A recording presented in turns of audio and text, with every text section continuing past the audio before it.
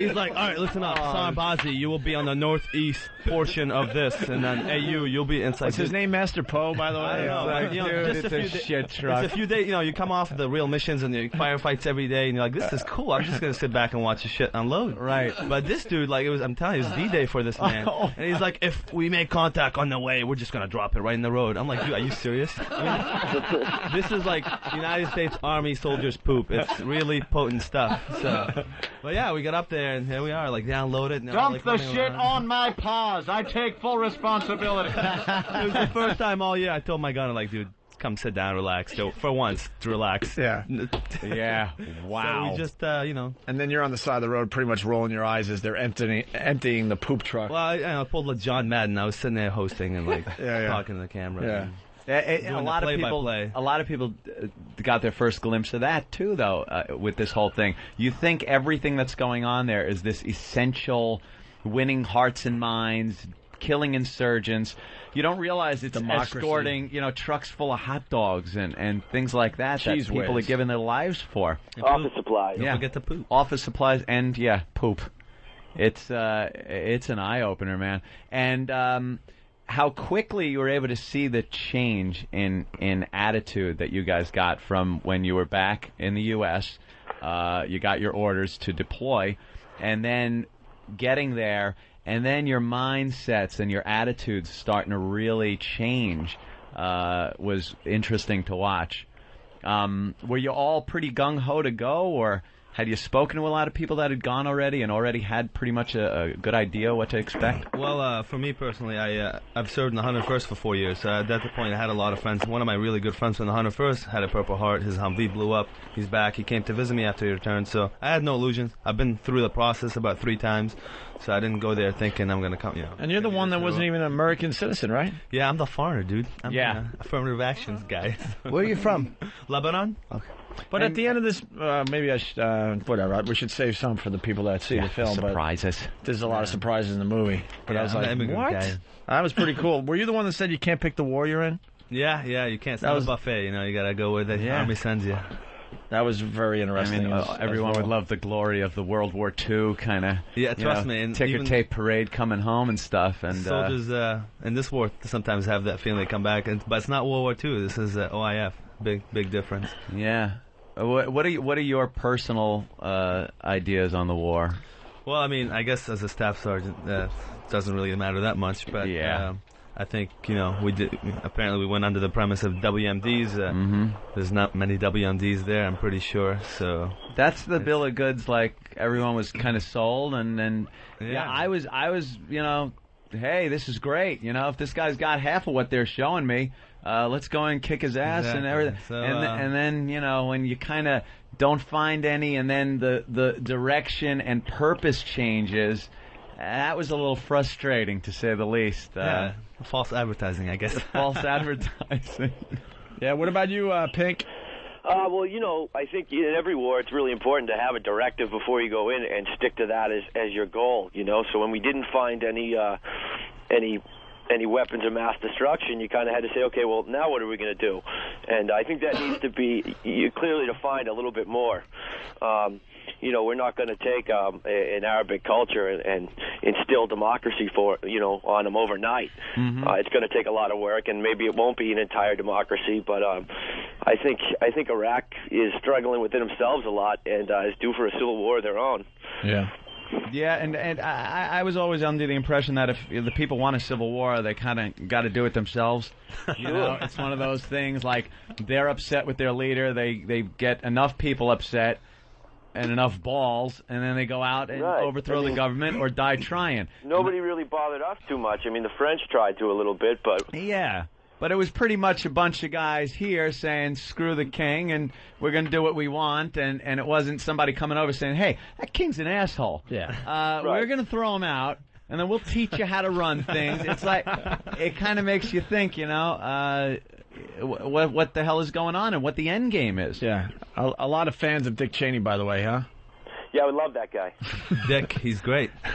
the Halliburton connection, and I had no idea of the Halliburton connection, how deep it was, really, to be honest with you. Well, everybody kind of thinks it's oil, just oil, but the subsidiaries are all about supplies, and they're making a lot of money over there. I thought they're just patriotic. Oh, is that it? Yeah. The friggin' what? $28 plates was. Yeah, who was talking about the $28 That was plates? a bit much. Is that honestly? How do you go and legitimize a $28 styrofoam plate? Well, basically when the Army eats, every plate is, they're charging the government $28, Halliburton, I guess, right? And if you take another plate to cover your food to keep it warm, that's another $28 they charge. They charge the government. The government. Right.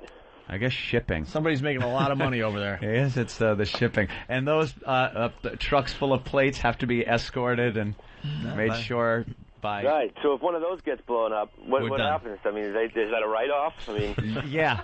It's $1 billion truck right there. Yeah. It's a good meal. You know what? The hell with the one with the fuel in it, the one with the plates. That's important. Yeah. The other thing that was really interesting, the trucks that belonged to Halliburton, I guess, were very, very protected. What were they called? KPRs or? Yeah, the KBR trucks were usually a lot of times they'd be driven by American drivers, Right, guys and- from Texas and Louisiana. And they got as much protection as possible, even though it's still ridiculously dangerous. But they got the 4-inch. Is it a 4-inch windshield? Yeah, they're a little more, usually optimal condition. They sometimes had a shooter with them, usually some guy from finance. They got cages around the front of it, the cab, and they got the 4-inch windshield. And then you had the Third World Nationals. Yeah, they were doing the TCN. same job. And Same they job. had no windshields, no protection. They're driving with the windows down, smoking a cigarette, smiles just on their happy to be faces. there. I gotta tell you a funny story. One time, we were escorting a TCN truck. Is that Third Country National? Yeah, Third Country National. Third Somebody Country. threw a rock and it blew his windshield out. But we had to get in, so I gave the guy my goggles. So he's driving a 16-wheel truck with goggles. Goggles as a And a windshield. broken windshield, just Yes. barreling down the street. Smiling, making a couple of bucks. They're I troopers, guess. though, man. Well, there was... They'll rig anything. Yeah, the There was interview a one. lot of American drivers early on when we first got there because, I mean, they got paid a lot of money to go I don't over doubt and it, drive yeah. the wreck. Then they started dropping like flies, getting killed, and, of course, they all quit. And it was almost like Halliburton or KBR didn't think of this early on. They said, well, why don't we just get guys from other countries that we can pay a lot less? What were we even thinking paying those Americans top dollar? Oh, no. Yeah. And Let's get these other guys. And those guys are just happy to be there, saying, just making money, making a living. Yeah. There was a lot of comedy in the film. We should mention that. Dark comedy, A a lot of dark comedy, some because dark the comedy. whole thing is the setting is just horrific.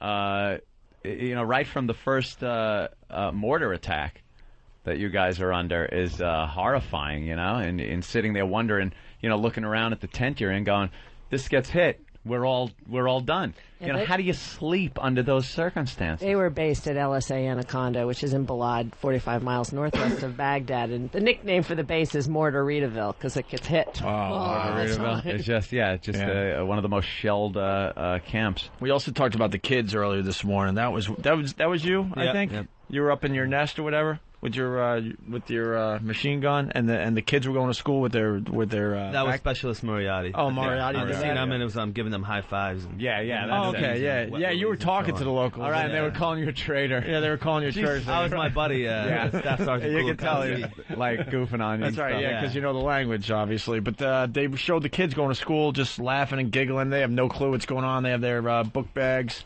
Yeah. That, by the way, are awful. Someone has to give them better book bags. They're all square and cumbersome. Well, they're gave leftovers. them A lot of times, one of the schools we'd go give them supplies. Yeah. So we'd email everybody back home, "Hey, send us some supplies," and it's nice. But every week, the same kid would come up to you. "Can I have another book bag?" You're like, "Kid, how many freaking book bags Are do they you selling need?" them? Probably. Yeah.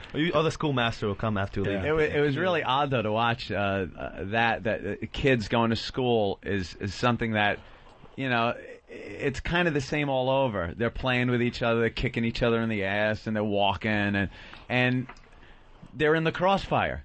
They're right there. If something broke out in front of them and you're behind them, they're kind of in the middle. And if you got to protect your ass, someone's going to get hurt. Yeah, it can be hair raising sometimes. What would you say the ratio is of people who treat you well over there and are kind of grateful, as opposed to the people that resent you? See, I get that question a lot, and you got to be careful when you ask that to soldiers. Sometimes they try to give general answers. If somebody's in the north in Kurdish country, the Kurds love us. The Shiites, they're getting a lot because of us, democracy and so on. Meaning they're going to get a lot of power. The Sunnis hate us because they're losing all the power. They were the ones with Saddam, right? Yeah, the Baathists, they were Sunnis. Right. So, if you're Sunni land in Fallujah, I don't think you're going to get someone that's going to be grateful for freedom. But, I think the Shiites are fairly either passive or supportive, unless they're very So it obviously religious. depends where you are. Yeah, in the country. Kurds dig us, man. The Kurds are like, Yeah. if you're in Kurdish country, they want you to come in, have a coffee, chai, all that good stuff.